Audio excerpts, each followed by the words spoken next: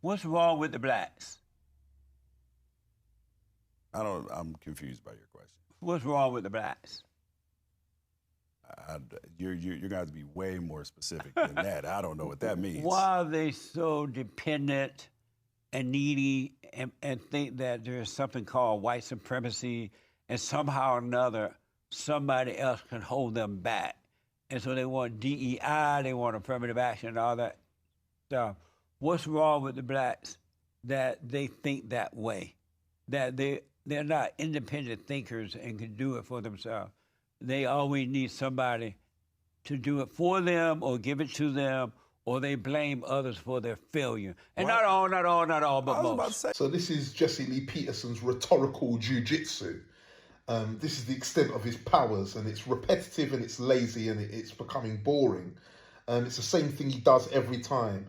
You speak well for a black man. How did that happen? As if all blacks are degenerates, void of intellect and void of the ability to educate themselves and to be independent thinkers. And he says it every time, and it's racism. And he's the person who says that racism doesn't exist, but yet he's engaged in racism. I find that bizarre.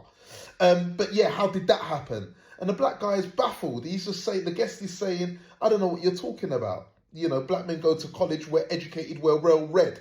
What are you talking about? And he's right. Black men are well read. I would say that I'm fairly well read. I've been to several university institutions. Lots of black men have. My dad was raised in Jamaica and went to one of the finest schooling systems that exist in the world.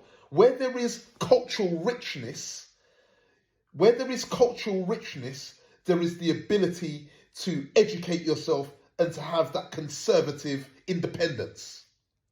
Cultural richness is the ability to master yourself. And I've dealt with this and I've said this before, so I don't want to be repetitive.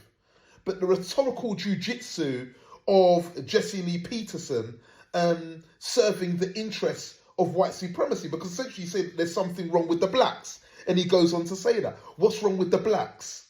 And he frames blacks as a monolithic, problematic entity. And that's the extent of his rhetorical jiu-jitsu. That's the extent of his rhetorical powers. He doesn't want to have a look at the historical trajectory.